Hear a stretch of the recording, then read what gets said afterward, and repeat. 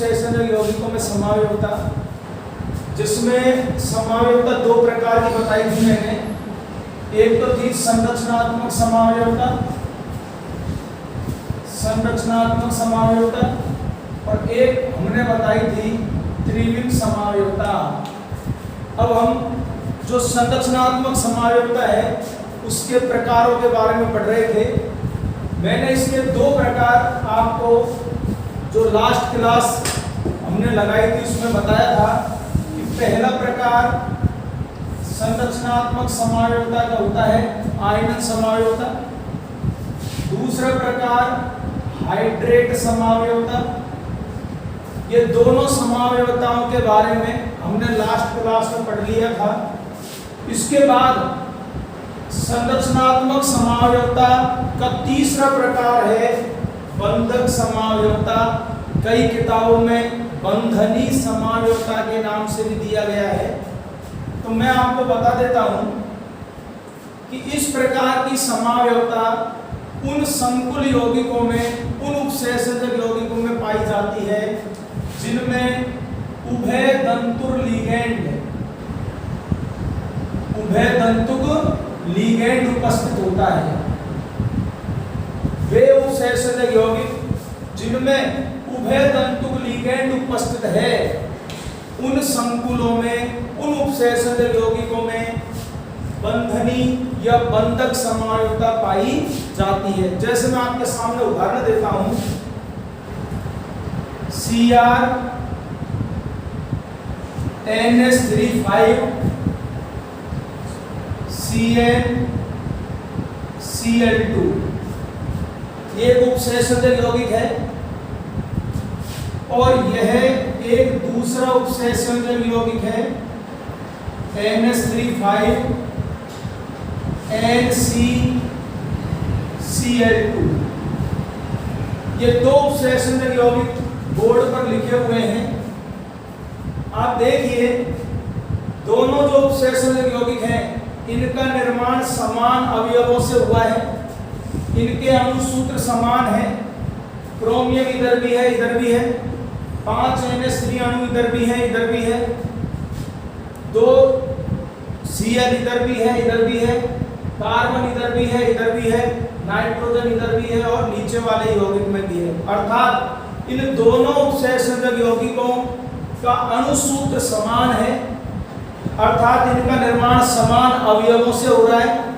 दोनों समावयवी हैं, दोनों भिन्न भिन्न यौगिक भी हैं। दोनों यौगिक भिन्न भिन्न हैं, दोनों का IUPAC नाम भी अलग है।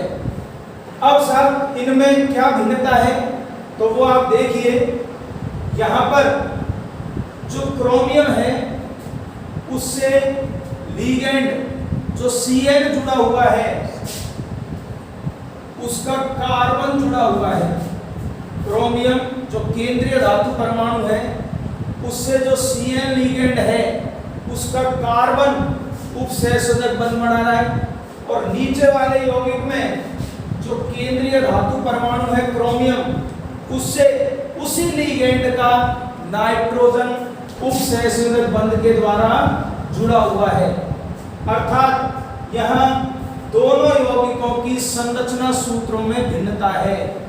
दोनों यौगिकों के संरचना सूत्र भिन्न है। आप देखिए या Cn है या Nc है, अर्थात ये दोनों एक दूसरे के संरचनात्मक समावयवी तो है ही है। अब संरचनात्मक समावयवी कौन सा है? बंधनी या बंधक। क्यों? क्योंकि यहाँ क्रोमियम से C यानी कार्बन उपसहसंयोजक बंध द्वारा जुड़ा हुआ है, तो नीचे वाले यौगिक में क्रोमियम से इसी लिगैंड का नाइट्रोजन जुड़ा हुआ है। तो यहाँ ये उभयतंतुर लिगैंड है, और इस उभयतंतुर लिगैंड की उपस्थिति के कारण ही यहाँ समावयवता उत्पन्न हो गई। एक यौगिक में इसी उभयतंतुर लिगैंड का कार्बन बंध बना रहा है, तो दूसरे यौगिक में नाइट्रोजन। अर्थात ये दोनों यौगिक एक दूसरे के बंधनी समावयवी हैं, और यह परिघटना बंधक समावयवता कहलाती है। विशेष बात आप ध्यान यही रखोगे कि इस प्रकार की समावयवता उन्हीं उपसहसंयोजक यौगिकों में पाई जाती है जिनमें उभय तंतु लिगेंड उपस्थित होता है। तो दो या दो से अधिक यौगिक जिनमें उभय तंतु लिगेंड उपस्थित है उनमें बंधनीय समानता पाई जाती है। इन यौगिकों में केंद्रीय धातु परमाणु उभय तंतु लिगेंड के एक परमाणु से जुड़ा हुआ है, तो दूसरे यौगिक में वही केंद्रीय धातु परमाणु उसी उभय तंतु लिगेंड के दूसरे दाता परमाणु से जुड़ा मिलेगा। तो तीन प्रकार हमने पढ़ लिए। पहला प्रकार आयनिक समानता, दूसरा हाइड्रेट समानता, तीसरा बंधनीय समानता, चौथा है उपसहसंयोजन समानता। संरचनात्मक समानता का अगला उदाहरण मतलब अगला जो प्रकार है वो है उपसहसंयोजन समानता। अब यहाँ भी एक विशेष बात याद रखनी है आपको कि उपसहसंयोजन समानता उन्हीं उपसहसंयोजक यौगिकों में पाई जाती है जिनमें धनायन और ऋणायन दोनों संकुल प्रवृत्ति के हों। संकुल मतलब वर्गाकार कोष्ठक में बंद हो। अब जैसे आप देखिए K4 FeCN6 ये उपसहसंयोजक यौगिक है। अब यहाँ ये जो आगे का हिस्सा है K4 ये तो धनावेश है, पोटेशियम K के ऊपर +1 होता है, और ये जो पीछे का हिस्सा है ये ऋणावेश है। तो आप देखिए इस यौगिक में धनायन तो साधारण है जो सिंपल धनायन होता है, और ये जो ऋणायन है ये आपको विशेष दिखाई दे रहा है, ये संकुल है, संकुल ऋणायन। परंतु ये जो मैंने आपके सामने उपसहसंयोजक यौगिक लिखा है इसमें ये आगे का जो वर्गाकार कोष्ठक है ये तो साफ धनायन है, और पीछे का जो वर्गाकार कोष्ठक है ये ऋणायन है। तो आप देखिए यह धनायन भी संकुल है और ऋणायन भी संकुल है। इसी प्रकार ये जो मैंने दूसरा उदाहरण लिखा है इसमें आगे का जो वर्गाकार कोष्ठक है ये पूरा की पूरा धनावेशित भाग है, और पीछे का जो वर्गाकार कोष्ठक है ये पूरा ऋणावेशित भाग है। तो यहाँ देखिए धनावेश भी संकुल है विशेष प्रकार का, और ऋणावेश भी संकुल है। तो वे उपसहसंयोजक यौगिक जिनमें धनायन एवं ऋणायन, वे उपसहसंयोजक यौगिक जिनमें धनायन एवं ऋणायन दोनों संकुल प्रवृत्ति के हों उनमें कौन सी समानता पाई जाती है? उपसहसंयोजन समानता। तो ये विशेष हमको बात याद रखनी है, ये उन यौगिकों में पाई जाएगी जिनमें धनायन भी संकुल होता है और ऋणायन भी कैसा होता है? संकुल। अब साहब किस प्रकार ये समानता उत्पन्न हुई? तो आप देखिए यहां NH3 लिगेंड है और उधर लिगेंड कौन है? Cl-। यह NH3 लिगेंड है और उधर लिगेंड Cl-। ये लिगेंड आपस में अदला बदली कर लें, इंटरचेंज हो जाए, विनिमय हो जाए। NH3 तो पहुंच गया उधर और Cl- आ गए इधर। तो जब Cl- इधर आएंगे तो बनेगा कोबाल्ट Cl6, और जब NH3 उधर जाएगा तो बनेगा CrNH3₄। अब आप देखिए ये एक दूसरा उपसहसंयोजक यौगिक है और ऊपर वाला भी उपसहसंयोजक यौगिक है। बताइए दोनों की संरचना सूत्र में अंतर है या नहीं है? बिल्कुल है, दोनों के संरचना सूत्रों में अंतर है। अब एक बात देखिए आप, ये तो मैंने आपको समझाया कि लिगेंड अदला बदली कर रहे हैं।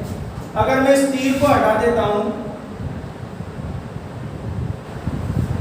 और ये दोनों यौगिक हमारे सामने लिखे हों, एक ही है और एक ही है, तो हमें ऐसा लगेगा जैसे केंद्रीय धातु आयन ने अदला बदली करी है।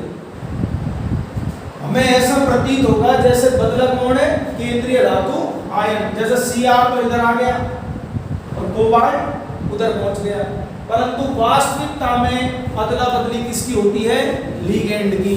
लिगेंड जाता है यहां से इधर गया, ये यहां से इधर आया। अब जब ये NH3 उदासीन है, ये उधर जाएगा, Cr के साथ जुड़ेगा तो धनावेशित स्पीशीज बनेगी, और धनावेश को अर्थ पहले लिखा जाता है। ये Cl है, माइनस का होता है, ये कोबाल्ट से जुड़ेगा तो ऋणावेशित स्पीशीज बनेगी, ऋणावेशित जाति बनेगी कोई, ऋणावेश को अर्थ बाद में लिखा जाता है। तो ये दोनों वो उपसहसंयोजक यौगिक हैं, इनकी संरचना सूत्रों में भिन्नता है। क्यों है? क्योंकि यहाँ जो संकुल है, संकुल धनायन और संकुल ऋणायन, उनमें लिगेंडों की अदला बदली हो चुकी है। इसी प्रकार ये दूसरा उदाहरण है, NH3 इधर गया, Cl इधर आया, चलो मैं इसको बदल देता हूं, यहां कोबाल्ट कर देता हूं, तो क्या होगा, प्लेटिनम से तो NH3 जुड़ जाएगा और कोबाल्ट से क्लोराइड आयन जुड़ जाएंगे, अर्थात ये यौगिक और ये यौगिक दोनों एक दूसरे के उपसह संयोजन समावयवी हैं। तो लास्ट आप सुनिए, उपसह संयोजक समावयवता उन्हीं यौगिकों में पाई जाएगी जिनमें धनायन और ऋणायन कैसा हो, संकुल हो, वर्गाकार कोष्ठक में घिरा हो, धनायन भी और ऋणायन भी।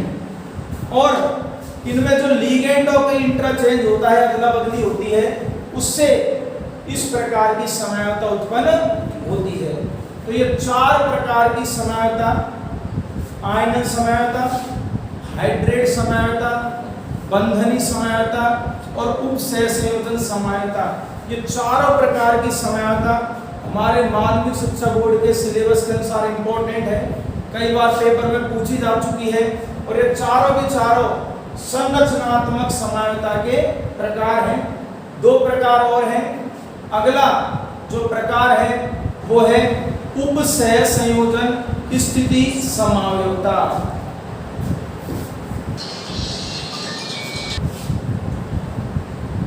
संरचनात्मक समावयवता का जो पांचवा प्रकार है उपसह संयोजन स्थिति समावयवता। देखिए आप, एक उपसह संयोजक यौगिक बोर्ड पे लिखा हुआ है, इसमें ये जो अमोनिया NH3 है, ये लिगेंड कोबाल्ट से संबंधित है, और इधर दो NH3 और दो Cl ये कोबाल्ट से संबंधित हैं। परंतु ये जो दोनों लिगेंड आपको दिख रहे हैं O2 और NH2, ये दोनों वो लिगेंड हैं जो इस कोबाल्ट से भी संबंधित हैं और इससे भी संबंधित हैं। अर्थात ये दोनों लिगेंड सेतु लिगेंड हैं, सेतु पुल जोड़ने का काम जो कर रहे हैं। तो ये उपसह संयोजक यौगिक ऐसा है जिसमें सेतु लिगेंड उपस्थित है। अब मैं दूसरा एक और लिखता हूं आपके सामने उदाहरण, Cl2 NH3 का whole twice, cobalt NH2 O2, फिर कोबाल्ट, फिर NH3 का होल थ्राइस, और इधर आ गया Cl, इधर 2+ और इधर भी Cl। देखिए आप, इन दोनों यौगिकों में समानता देखिए, समानता क्या है।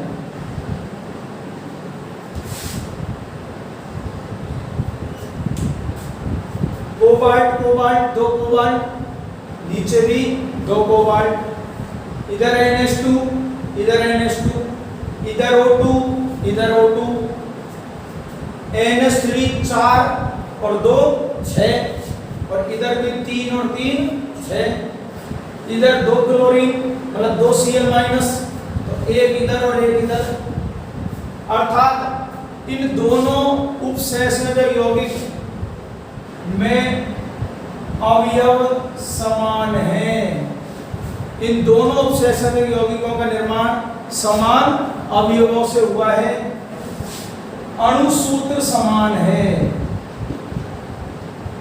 अणुसूत्र क्या है? समान।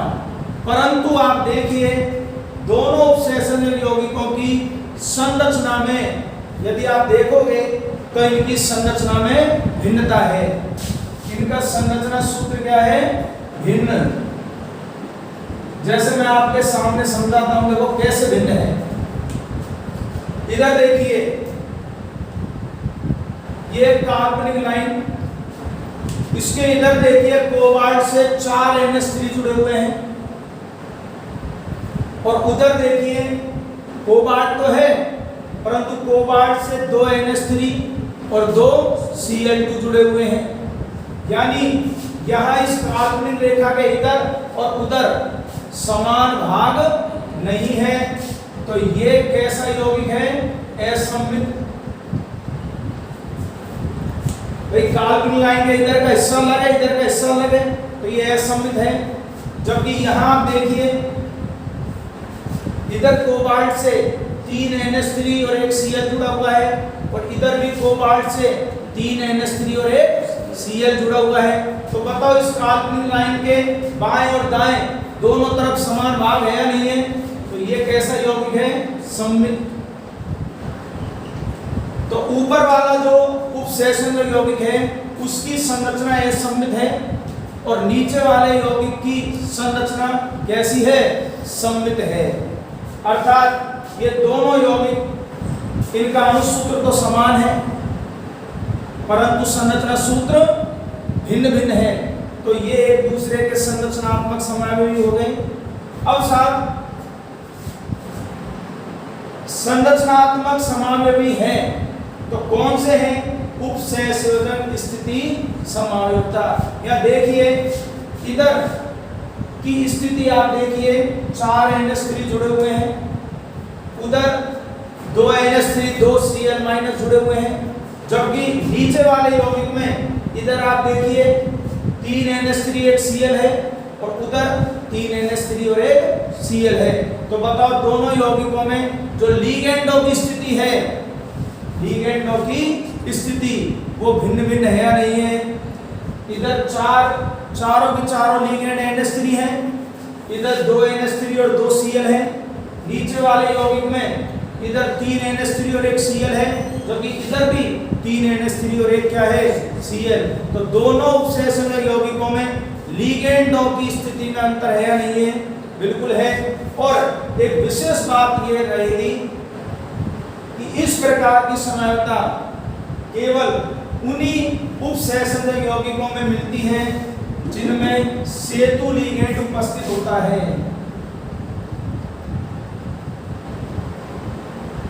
सेतु लिगेंड, तो वे उपसहसंयोजक यौगिक जिनमें सेतु लिगेंड उपस्थित हो, जिनमें सेतु लिगेंड उपस्थित हो और सेतु लिगेंड के बाएं और दाएं दोनों तरफ लिगेंडों की स्थिति में अंतर हो, वो यौगिक आपस में उपसहसंयोजक स्थिति समावयवी कहलाते हैं। और यह परिघटना क्या कहलाएगी? उपसहसंयोजक स्थिति समावयवता। तो दो बातें आपको विशेष ध्यान रखनी है। उपसहसंयोजक स्थिति समावयवता केवल उन्हीं उपसहसंयोजक यौगिकों में पाई जाएगी जिनमें सेतु लिगेंड हो। क्लियर बात? और इससे पहले मैंने आपको समझाई थी, उपसहसंयोजन समावयवता में स्थिति शब्द नहीं था, खाली लिखा हुआ था उपसहसंयोजन समावयवता। वो उनमें पाई जाती है जिनमें धनायन और ऋणायन दोनों कैसे हो? समकुल हो। तो ये कंफ्यूजन आपको मान लो पेपर में आ जाए तो वो एक अलग टॉपिक है। उपसहसंयोजन समावयवता ये अलग प्रकार की समावयवता है। ये अलग प्रकार की समायोता है दोनों संरचनात्मक समायोता ही, परंतु दोनों के बारे में अलग अलग बातें हैं। उपसहसंयोजक समायोता उन संकुलों में पाई जाएगी जिनमें धनायन और ऋणायन दोनों संकुल हो, मतलब लिगेंड अदला बदली करते हैं। यह है उपसहसंयोजक स्थिति समायोता। स्थिति यहाँ उन उपसहसंयोजक यौगिकों में इस प्रकार की समायोता पाई जाएगी जिनमें कैसा लिगेंड हो, सेतु, इस प्रकार का सेतु लिगेंड। इनमें क्या होता है, सेतु लिगेंड के बाएं और दाएं जो लिगेंड है, अन्य लिगेंड जो धातु परमाणु से जुड़े हुए हैं सीधे ही, उनकी स्थिति में परिवर्तन हो जाता है। जैसे ये असममित प्रकार का है और ये कैसा है, सममित। इसके बाद संरचनात्मक समायोता का लास्ट जो उदाहरण है, लास्ट जो प्रकार है वो है लिगेंड समायोता। देखिए संरचनात्मक समायोता का जो अंतिम प्रकार है वो है लिगेंड समायोता। अब साहब लिगेंड समायोता में यहाँ जो संरचना में भिन्नता होगी वो लिगेंड की संरचना में भिन्नता होगी। यानी जो लिगेंड होता है वो स्वयं ही अपनी संरचना बदल ले। यानी यदि लिगेंड की संरचना बदल जाती है तो इस प्रकार की समायोता उत्पन्न होती है। जैसे 3 उदाहरण मैंने बोर्ड पर पहले से लिखे हुए हैं। क्रोमियम केंद्रीय धातु परमाणु है, NH3 लिगेंड है और C6H4Cl। तो आप देखो मैं इसको बना रहा हूं।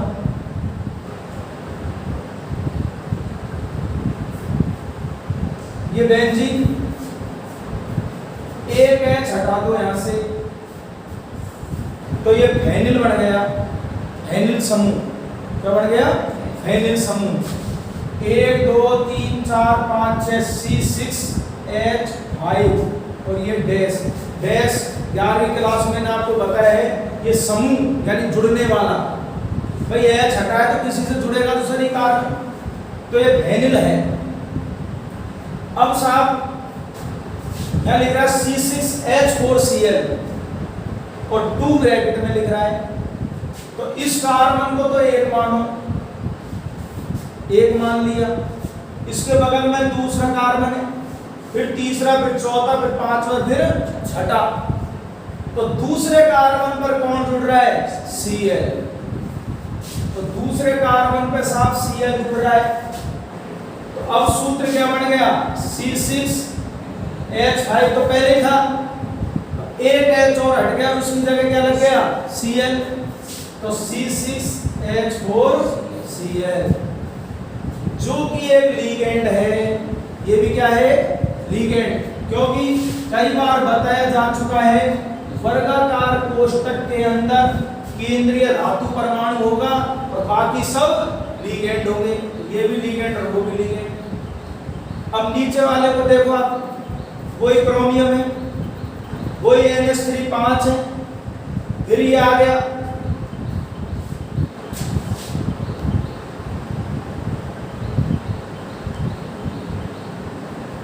ये तो फेनिल और तीसरी पोजीशन पर क्लोरो जुड़ रहा है। तो ये तो पहला कार्बन, ये दूसरा और ये तीसरा। तो बन गया C6H4Cl। यहाँ कार्बन कौन सी पोजीशन पे था, दूसरी पे। यहाँ कौन सी पे था, तीसरी पे। अब इस नीचे वाले को आओ, वही क्रोमियम, वही तेरा NH3 5, C6H4Cl वही है, परंतु यह Cl कौन से कार्बन पर है, चौथे पर।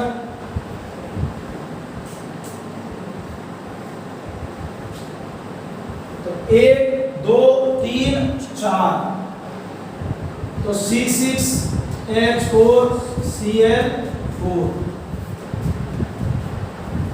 इसका नाम है साहब 2-क्लोरोफेनिल, इसका नाम 3-क्लोरोफेनिल, इसका नाम 4-क्लोरोफेनिल।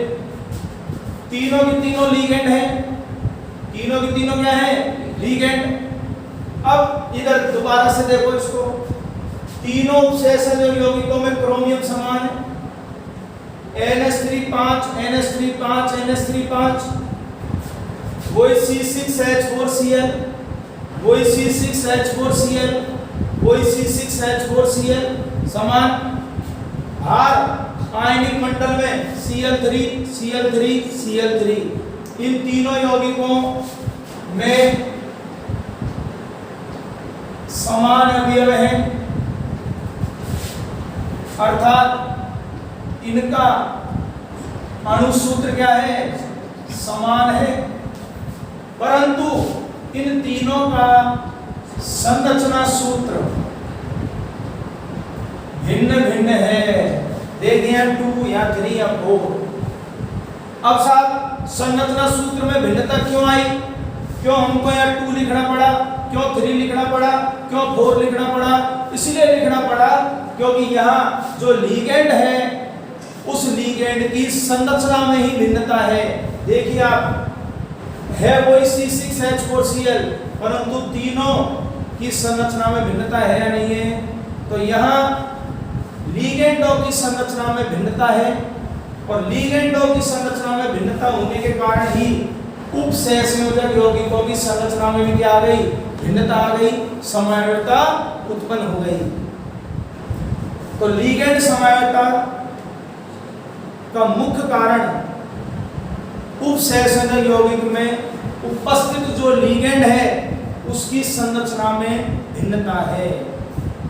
किसी भी 2 या 2 से अधिक उपसहसंयोजक यौगिक जिनका अणुसूत्र समान हो, परंतु उनमें उपस्थित जो लिगेंड है उस लिगेंड की संरचना में क्या हो, भिन्नता हो। देखो आप बोर्ड पे लिखा हुआ है, स्पष्ट बता रखा है मैंने, लिगेंड की संरचना में भिन्नता होने के कारण यहाँ इनमें कौन सी समवायता उत्पन्न हो गई, लिगेंड समवायता। प्यारे बच्चों, उपसहसंयोजक यौगिक में 2 प्रकार की समवायता मैंने बताई थी। पहली बताई थी मैंने संरचनात्मक समवायता, इसके प्रकार हैं, ये सभी प्रकारों का हमने वर्णन कर लिया है। इसके बाद अगली क्लास में उपसहसंयोजक यौगिकों में त्रिविम समवायता और पाई जाती है, इसके बारे में पढ़ेंगे, त्रिविम समवायता। तो आज का टॉपिक ये खत्म हो चुका है, संरचनात्मक समवायता एवं इसके प्रकार।